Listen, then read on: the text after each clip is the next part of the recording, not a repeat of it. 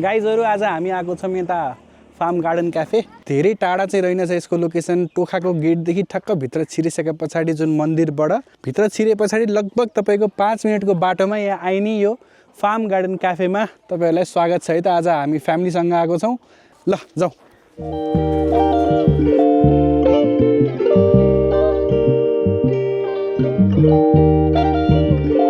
Plan बनाउने हाम्रो main cameraman. Yes, I'm the cameraman. निमेश दाई, हाम्रो बिमु दिदी है, अनि बाबु ब्रायन। हेलो। अनि यता मासँग चाहिँ आएको छौँ हामी। अनि हामी सानछोरी। हेलो। यसमा चाहिँ मेनली टेक्नोलोजी युज हुने उहाँहरूको हाइड्रोपोनिक रहेछ, जुन तपाईँको सोइल लेस प्रविधिदेखि लेटुसको सागहरू उमार्ने र त्यही प्रविधिलाई युज गरेर उहाँहरूले बिचमा चाहिँ माछा पालन पनि गर्नुभएको रहेछ होइन। तपाईँको शुभ नाम दाजु? कृष्ण खड्का है। र हेर्नुहोस् है त गाइज, यहाँ यस्तो हुन्छ। यो ठुलो भइसके पछाडि यो पुरै सोइललेस हो है, पानी सर्कुलेट भइरहेको छ। ल हेर्नुहोस् त, यहाँ उहाँले देखाउनुहुन्छ पुरै यहाँ वाटर छ, यहाँ बिचमा सोइल छैन। हेर्न आउनु ल। रेड लेटुसहरू, बेसिल, रोमेनिन, अनि ब्ल्याक रोज, ग्रिन वेभ, ड्रागन काले होइन, अनि तपाईँको चेरी टोमेटो र के हो यो? ल कस्तो भइरहेको तिमीलाई? यहाँ कस्तो फिल भइरहेको? राम्रो छ। ल अब माछा हेर्न जाने है त हामी। माछादेखि सुरु हुन्छ। हामीले फिसको सानो घुराहरूलाई चाहिँ यसमा राखिन्छ। यहाँबाट ठुलो भएपछि 1 2 3 गरेर यसरी साइकल चल्दै जान्छ। यसमा चाहिँ माछाको घुरा यहाँ हुन्छ। यसमा तपाईँको 200 ग्राम पुगेपछि हामी यसमा राख्छौँ। 200 देखि 500 ग्राममा यसमा सेकेन्डमा आउँछ भने त्यो माथि चाहिँ 1 केजी भन्दा माथि चाहिँ उता माथिको चाहिँ लास्ट हामी लास्टमा राख्छौँ। माछा मार्ने क्रममा जाँदैछु। गाइजहरु यो यस्तो जाली रहेछ उहाँहरूसँग होइन। अब हामी चाहिँ माछा निकाल्ने क्रममा छौँ। पर्छ कि पर्दैन है त? यहाँ त हामी खाली सुरुको प्रयास है। अब चाहिँ सट्टै ओ ल पर्यो है गाइजहरु, एउटा ठुलो। ओ ल ल ल ल ल है अब यो हाम्रो जोइन्टको प्रयासमा हामीले माछा निकाल्यौँ। ओ माई लर्ड। ओ ठुट ल दाइ त पानीमा एउटा ठुलो निकालेर आउनु नि त। हामीले अब माछा लिगेको छौँ। अब चाहिने यति नै भएर हामी यति लिग्यौँ। यहाँको जुन हामी बस्नको लागि, खानको लागि, बच्चाहरू घुम्नको लागि अब हामी चाहिँ त्यहाँ तपाईँहरूलाई प्रवेश गराउँदैछौँ। ल यहाँदेखि जर्नी चाहिँ स्टार्ट हुन्छ है त हाम्रो। अब उहाँहरूको मेन के छ सिनारीहरू उहाँहरूले म्यापमा पनि देख्न सक्नुहुन्छ होइन।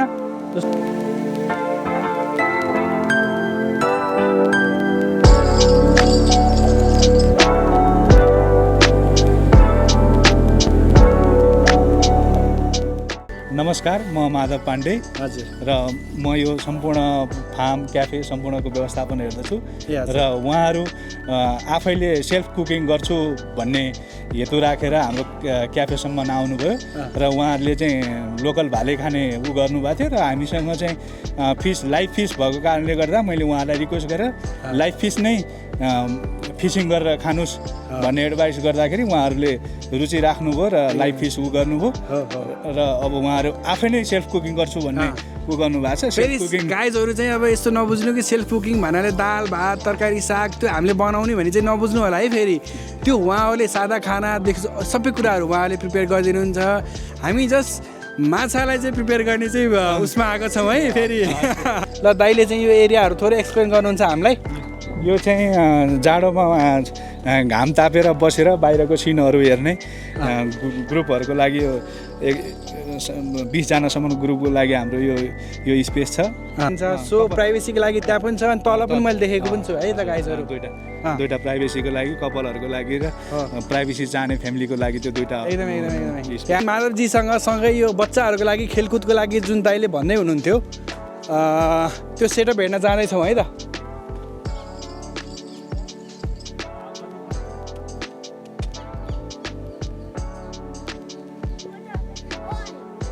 अब यो हाम्रो खास तपाईँले यो रोपको जुन हाम्रो ब्रान्ड खेलिरहेको छ त्यसको बारेमा चाहिँ थोरै भनिदिनु यो थोरै ठाउँहरूमा मात्र यस्तो रोप प्लेइङको व्यवस्था छ। त्यो मध्येमा हामी पनि एउटामा पर्छौँ।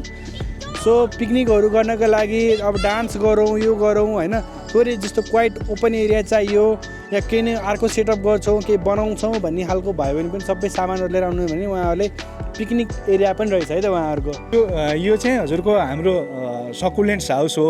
ए, ओके। यो चाहिँ यो सकुलेन्ट्स हाउस भन्नाले धेरैलाई यो कन्फ्युज हुनसक्छ। यो इन्डोर प्लान्टहरू बेच्ने, ए ओके, इन्डोर प्लान्टहरू राख्ने यहाँ हामीसँग थुप्रै भेराइटीका लाइक स्पाइडर छ, स्नेक छ। प्लान्टहरू हामीलाई मन पऱ्यो भने हामीले यहीँदेखि तपाईँसँग किनेर पनि लिएर जानु मिल्यो। अब गाइजहरू यो यहीँको नै भइसकेपछि रेट पनि मिलेर आउँछ है फेरि तपाईँहरूलाई त्यो चाहिँ।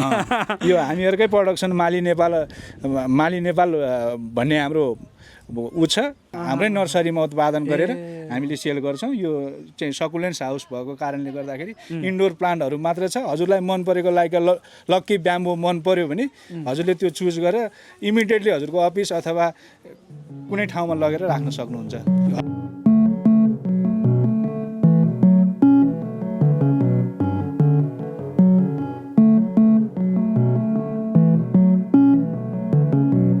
अब तपाईँले देखिहाल्नुभयो हामी जस्तो दुईवटा भुस्तिग्रेलाई धान्ने होइन।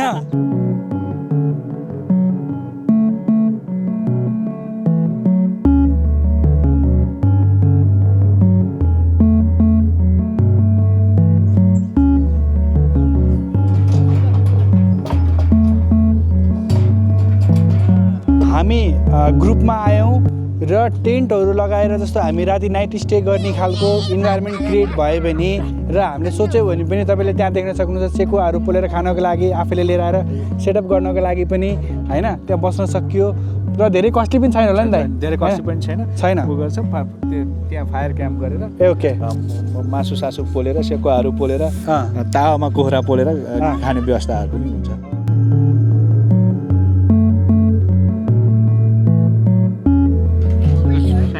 आज अनि अब हामी किचन अब पसिसकेका छौँ। हाम्रो माछा रेडी भइसकेको छ जसरी तपाईँहरूले यहाँ देख्न सक्नुहुन्छ। यो करिबन लगभग 3 किलो माछा आज हामीले बनाउन जाँदैछौँ र मसँग किचन सेयर गर्दै हुनुहुन्छ मेरो दाइ। ल दाइको परिचय? हरिवंश कोइराला है त। ल अब हामी मेन भनेको माछाको सुरुमा म्यारिनेसनको लागि रेडी गर्दैछौँ र हामीले सुरुमा यसमा थोरै बेसार अलरेडी हालिसकेका छौँ र अब यसमा हाम्रो अदुवा लसुनको पेस्ट जाँदैछ, तपाईँहरूले हेर्नु होला।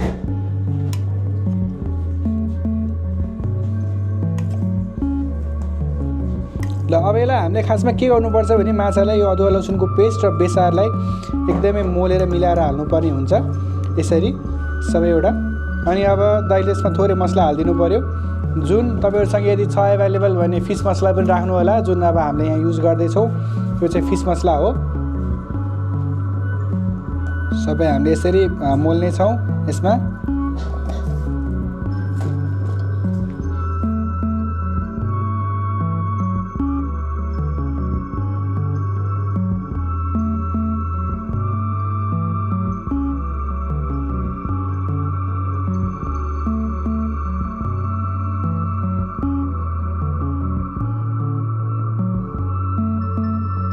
होइन यो लगभग सबै भइसकेको छ।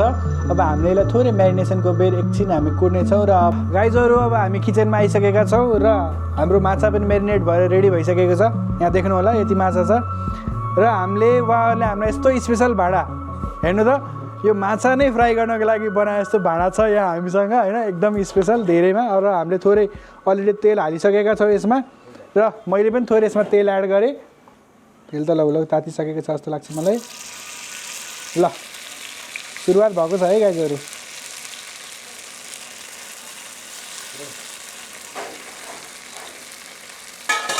यसको विशेषता चाहिँ के हो भने तपाईँले एकैचोटिमा धेरै क्वान्टिटीमा माछाहरू चाहिँ राख्न सक्नुहुन्छ यसमा। अनि उहाँले चाहिँ मलाई के सजेस्ट गर्नुभयो भने हामीले यसरी गर्ने गरेको छ, हजुरलाई कतिको लाग्छ भनेर मैले थोरै 2 चम्मच जस्तो मात्र कर्नफ्लोर, एउटा कागती अनि त्यस पछाडि एउटा अन्डा यसमा हालेर मैले चाहिँ यसलाई म्यारिनेट गर्न छोडिदिएको थिएँ है गाइस, जुन हामीले पहिला समावेश गरेको थिएनौँ।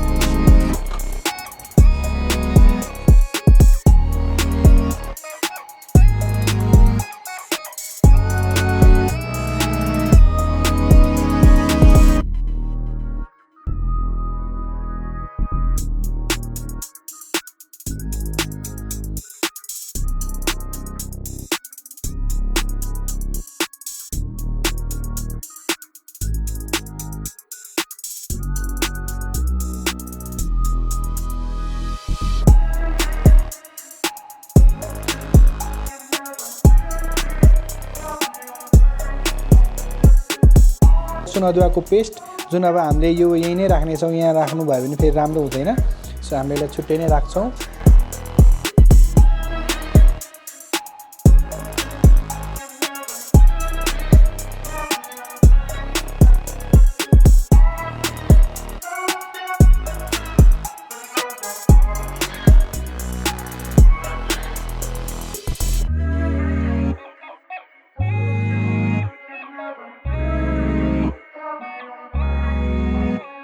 तेल तातिसकेको छ र यसमा मैले थोरै जिरा अनि त्यस पछाडि खडा मसला जुन हामीले भन्छौँ त्यो थोरै हालेको छु मैले है। र अब हामी प्याज बोइन जाँदैछौँ।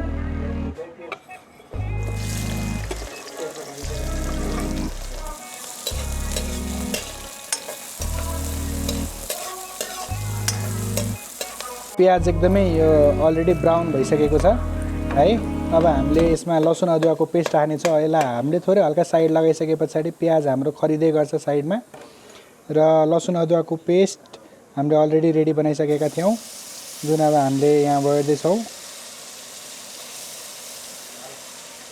कम्तीमा पनि हामीलाई 3 चम्मच हामीले हाल्नुपर्ने नै हुन्छ माछाको क्वान्टिटी अनुसारले हैन।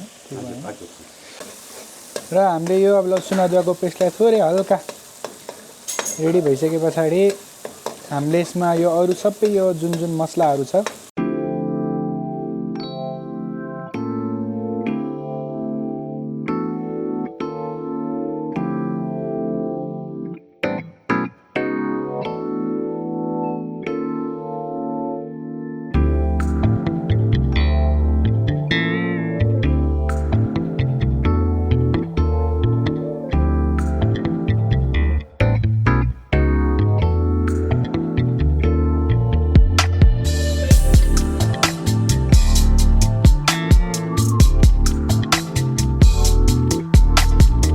र अब हामीले यो ग्रेभी लगभग हाम्रो उम्लेर रेडी भइसकेको छ र यसमा हाम्रो थोरै कोरिन्डर पनि मिसाउने छौँ र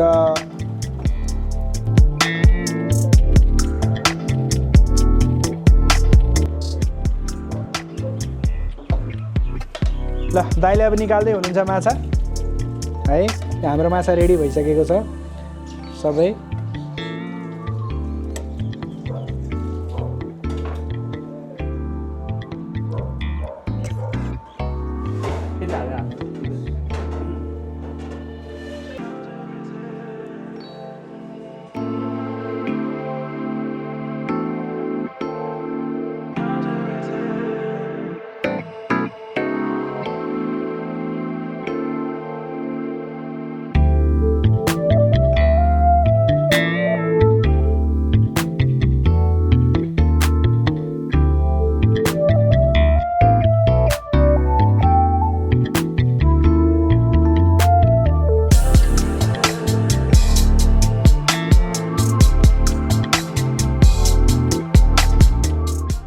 हामी यो शनिबारको दिनमा आएर ठक्क उहाँहरूले हामीलाई यस्तो मेमोरेबल टाइम दिनुभयो माधव सरसँग होइन। हरिवंशजीले अब हामीलाई कुकमा होइन, कृष्णजीले चाहिँ घुमाउनु भयो सबै एरियातिर। अनि भाइले अब हामीलाई सर्भिङ गर्नेदेखि लिएर सबै कुरालाई धेरै धन्यवाद छ। जति हामीले सोचेको थियौँ त्योभन्दा बढी पायौँ, प्लस अब खानादेखि लिएर सबै कुराहरूलाई हामीलाई रिजनेबल पनि लाग्यो। हामीले एक दुई ठाउँमा बुझेको पनि थियौँ होइन, आउन पनि नजिक, बाटो पनि एकदम राम्रो रहेछ। यहाँहरूलाई धेरै धेरै धन्यवाद। आइरहने बाटो बनोस्, पाहुना बनेर आउनुभयो, साथी बनेर जाँदै हुनुहुन्छ, धेरै धेरै धन्यवाद।